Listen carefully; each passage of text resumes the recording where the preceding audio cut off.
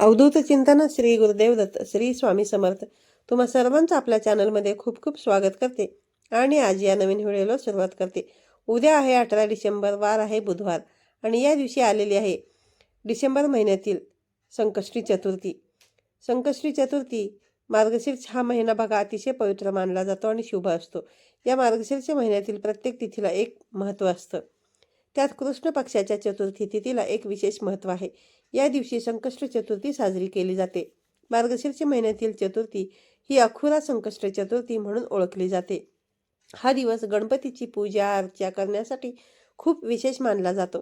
धार्मिक मान्यतेनुसार या दिवशी पूजा केल्याने जीवनातील सर्व अडचणी दूर होतात, तसेच जीवनामध्ये सुख समृद्धी नांदत असते।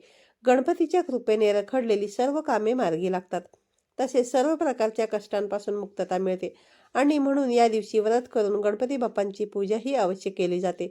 तसेच या दिवशी काही प्रभावी उपाय देखील केले जातात, कारण या दिवशी गणपती तत्व हे पृथ्वीवरती नेहमीपेक्षा जास्त प्रमाणामध्ये जागृत असते आणि या दिवशी आपण काही उपाय जर केले तर गणपती बाप्पांच्या कृपेने सर्व इच्छा मनोकामना पूर्ण होतात। या उपायांचं निश्चितच आपल्याला फळ जे आहे तर ते प्राप्त होतं। म्हणून आज या व्हिडिओमध्ये मी तुम्हाला एक अतिशय प्रभावी असा उपाय सांगणार आहे। उद्या वर्षाची शेवटची संकष्ट चतुर्थी आहे। या दिवशी तुम्ही उपवास नाही केला तरी देखील चालेल, परंतु सकाळी उठल्याबरोबर तुम्हाला फक्त हे 2 शब्द बोलायचे आहेत। जीवनातील बघा हे शब्द जर तुम्ही बोलला तर जीवनातील सर्व समस्या दूर होऊन कितीही कठीणातील कठीण इच्छा असेल तरी ते देखील पूर्ण होईल। साक्षात गणपती बाप्पा हे तुमच्यावरती प्रसन्न होतील।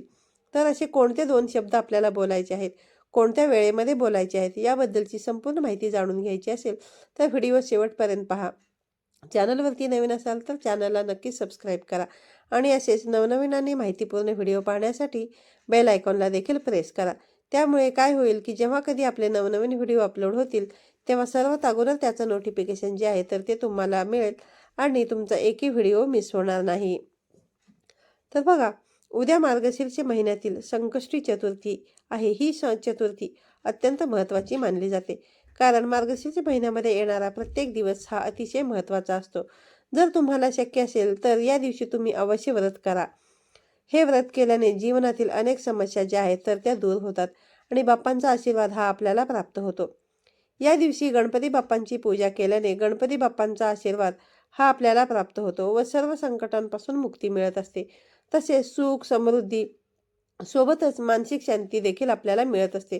जर तुम्हाला कोणत्याही कामांमध्ये यश मिळत नसेल, कोणत्याही गोष्टी तुमच्या मनासारख्या घडत नसतील, सतत तुम्हाला अडचणींना सामोरे जावे लागत असेल, जीवनामध्ये अनेक समस्या आहेत, प्रयत्न करूनही समस्यांचे निवारण होत नसेल, त्याचबरोबर तुमच्या कोणत्याही इच्छा मनोकामना पूर्ण होत नसतील, उद्योग व्यवसायांमध्ये प्रगती होत नसेल, नोकरी असेल त्यामध्ये तुमची प्रगती होत नसेल, तर उद्याच्या दिवशी तुम्हाला हे 2 शब्द जे आहेत तर ते अवश्य बोलायचे आहेत। हा एक मंत्र आहे। या मंत्राचं पठण जर तुम्ही उद्याच्या दिवशी केलं तर जीवनातील सर्व समस्या दूर होऊन आपल्याला प्रत्येक कामामध्ये यश मिळत असते आणि आपल्या मनातील सर्व इच्छा मनोकामना ज्या आहेत तर त्या पूर्ण देखील होतात। तसेच या दिवशी गणपती तत्व हे पृथ्वीवरती जागृत असल्यामुळे गणपती बाप्पांचा अखंड आशीर्वाद देखील आपल्याला प्राप्त होत असतो आणि यामुळे आपल्याला अपेक्षापेक्षाही बघा जास्त फळ जे आहे तर ते मिळत असतं। यासाठी तुम्हाला उद्या सकाळी लवकर उठायचं आहे। उठून तुम्हाला स्वच्छ स्नान करायचं आहे।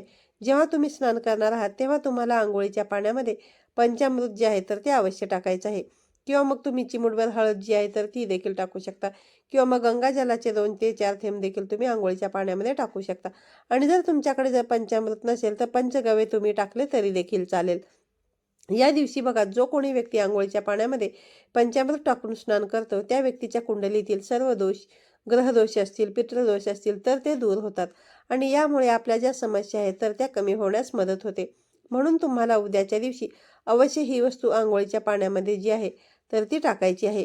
या वस्तू आपण आंघोळीच्या पाण्यामध्ये टाकल्याने आपला जो ग्रह आहे, जे बुध ग्रह आहेत ते मजबूत होत असतात। यानंतर तुम्हाला गणपती बाप्पांची विधिवत पूजा करून घ्यायची आहे। गणपती बाप्पांच्या मूर्तीवरती सुद्धा तुम्हाला पंचामृताने अभिषेक करायचा आहे आणि हे अभिषेक केलेलं पंचामृत जे आहे तर ते घरामध्ये सर्वांनी तीर्थ म्हणून ग्रहण करायचे आहे। यामध्ये तुम्हाला बघा गणपती बाप्पांचा आशीर्वाद मिळत असतो। यामुळे जीवनातील सर्व संकटे कमी होतात। पण तुमच्याकडे जर पंचामृत नसेल तर तुम्ही शुद्ध पाण्याने अभिषेक करू शकता आणि हे जे अभिषेक केलेलं पाणी आहे ते पाणी सुद्धा घरात सर्वांनी तीर्थ म्हणून प्यायचं आहे आणि उरलेलं जे पाणी आहे ते तुम्हाला पिण्याच्या माठामध्ये टाकायचं आहे किंवा ज्या कुठल्या भांड्यामध्ये तुम्ही पाणी भरून ठेवत असाल पिण्याचं त्यामध्ये तुम्हाला टाकायची आहे. गणपती बाप्पांची विधिवत पूजा करायची आहे. त्यानंतर जास्वंदीचं फूल, दुर्वा, गूळ खोबऱ्याचा नैवेद्य गणपती बाप्पांना अवश्य अर्पण करायचं आहे. हळद, कुंकू, अक्षता लावून तुम्हाला पूजा करायची आहे. आणि यानंतर तुम्हाला एक मंत्र मी सांगते, त्या मंत्राचं तुम्हाला पठण जे आहे तर ते अवश्य करायचे आहे. जर तुमच्या जीवनामध्ये काही कोणत्याही प्रकारचे अडथळे असतील, अडचणी असतील, समस्या असतील, तसंच बघा कोणत्याही कामामध्ये तुम्हाला यश मिळत नसेल, तुमच्या कोणत्याही इच्छा, मनोकामना पूर्ण होत नसतील किंवा तुम्हाला अपेक्षित फळ जे आहे तर ते मिळत नसेल, तर तुम्हाला उद्याच्या दिवशी ओम गम गणपतये नमः या मंत्राचा जप करायचा आहे. मंत्र बघा, ओम गम गणपतये नमः, ओम गम गणपतये नमः या मंत्राचा तुम्हाला जप करायचा आहे. तुम्हाला या मंत्राचा 21 वेळा जप करायचा आहे. आणि अगदी तुमच्याकडे वेळ असेल तर मग शक्य असेल तर मग तुम्ही या मंत्राचा 108 वेळा देखील जप करू शकता. त्याचबरोबर जर तुमच्या घरामध्ये मुलं असतील, शिक्षण घेणारी मुलं असतील आणि त्या मुलांना शिक्षणामध्ये यश मिळत नसेल, मुलं भरपूर अभ्यास करतात परंतु मुलांच्या लक्षात राहत नसेल शिकवलेलं, किंवा बघा मोठी शिकलेली मुलं मुली आहेत, ते नोकरीसाठी प्रयत्न करतात परंतु त्यांना मनासारखी नोकरी मिळत नसेल किंवा तुम्हाला कामांमध्ये अडथळे येत असतील, तर ते सगळे अडथळे दूर होण्यासाठी तुम्हाला ओम श्री गणेशाय नमः, ओम श्री गणेशाय नमः या मंत्राचं जप जे आहे तर तो करायचा आहे. कारण गणेशजींना बुद्धीची देवता देखील मानली जाते आणि या मंत्राचा जर जप तुम्ही या दिवशी केला तर बुद्धीचा विकास होण्यासाठी नक्कीच मदत होते आणि व्यक्तीला मानसिक शांती देखील प्राप्त होते. त्यामुळे तुमच्या मनामध्ये बघा जर काही शंका असेल तर ती लगेच दूर काढून टाका.